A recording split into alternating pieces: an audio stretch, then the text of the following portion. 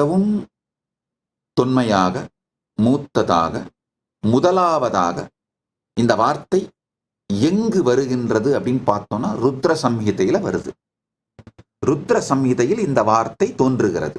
அக்ஷயம், சாஸ்வதம், நித்யம், அஜரம், புருஷோத்தமம், ஏகமேவாத்விதீயம் ச யத்பரம் பிரம்ம சாஸ்வதம். ருத்ர சம்ஹிதையோட 2வது காண்டம் 35வது ஸ்லோகம். இதுதான் முதல் முறையாக இந்த வார்த்தை தோன்றுகிறது.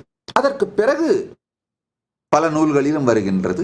நான் இந்த மொழி கட்டமைப்பை வைத்துதான் நூல்களுடைய காலத்தை நிர்ணயிக்கின்ற முறையை உபயோகப்படுத்துகிறேன். அதுதான் கைலாசத்தில் நாங்கள் கடைபிடிக்கிறோம்.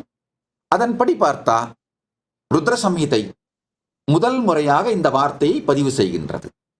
இதுக்கு பிறகு வேதம், உபவேதம், வேத அங்கம், வேதாந்தம், ஆகமம், உபாகமம், ஆகம அங்கம், ஆகமாந்தம், புராணங்கள், உபபுராணங்கள், இந்த மொத்த சாஸ்திரத்தின் தொடர்ச்சியிலும் பார்த்தோமானால் இந்த அக்ஷயம் அப்படிங்கிற வார்த்தையை ஒரே பொருளோடு அளவு இல்லாதது,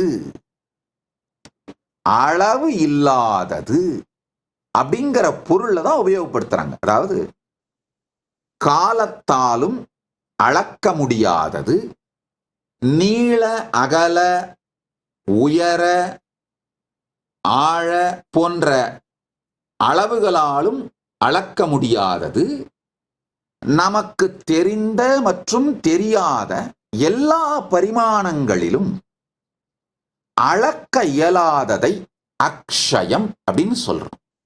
அளக்க இயலாதது, எந்த அலகுகளாலும் அளவீடுகளாலும் அளவாலும் நிர்ணயிக்க இயலாதது, இவை அனைத்திற்கும் அப்பாற்பட்டது. அதை விளக்கணும் அப்படின்னா சாஸ்வதம், நித்தியம், அஜரம் அப்படிங்கிற வேறு வேறு வார்த்தைகள் மூலமா இந்த அக்ஷயம்ங்கிற வார்த்தையினுடைய அளக்க முடியாத தன்மையை விளக்குகின்றார்கள். பரமசிவ பரம்பொருளை விளக்குவதற்காக இந்த அக்ஷயம் என்கின்ற வார்த்தையில் துவங்குகிற ஸ்லோகத்தை ருத்ர சம்ஹிதை சொல்லுகின்றது. ஆழ்ந்து கேளுங்கள்.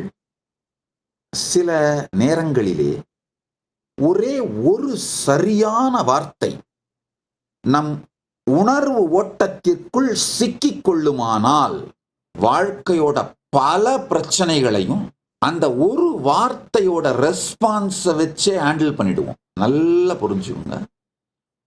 நம்முடைய வாழ்க்கை தொடர்ந்து வெளி உலகத்திலும் உள்ளுலகத்திலும் ஏற்படும் சுனாமிகள், கொந்தளிப்புகள், சூழ்நிலை மாற்றங்கள், இவைகள் அனைத்தையும் எதிர்கொண்டு கொண்டேதான் இருக்க போகுது. அதை எதிர்கொள்ளும் பொழுது உங்களுடைய ரெஸ்பான்ஸ் மெக்கானிசம் எப்படி ஃபங்க்ஷன் ஆகுதுன்றதை வச்சுதான் உங்களுடைய வாழ்க்கை வெற்றியா அல்லது தோல்வியான்னு முடிவாகும். உங்களுடைய ரெஸ்பான்ஸ் மெக்கானிசத்துல சரியான சில வார்த்தைகள் சிக்கிக் கொள்ளுமானால் எந்த பிரச்சனை வந்தாலும் இதுவும் கடந்து போகும்.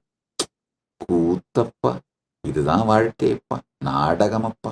ஏதாவது ஒரு சரியான ரெஸ்பான்ஸ் பண்ற, ரெஸ்பான்ஸ் மெக்கானிசத்தை ஆக்டிவேட் பண்ற ஒரு சரியான வார்த்தை உங்கள் உணர்விற்குள் சிக்கிவிடுமானால் அந்த ஒரு சரியான வார்த்தை உங்களை 1000 பிரச்சனைகளிலிருந்து வெளியே எடுத்து வந்துவிடும். If you found this video entertaining, entraining and enlightening, take a moment to like, share and subscribe. And don't forget to hit the bell icon. Thank you so much for tuning in.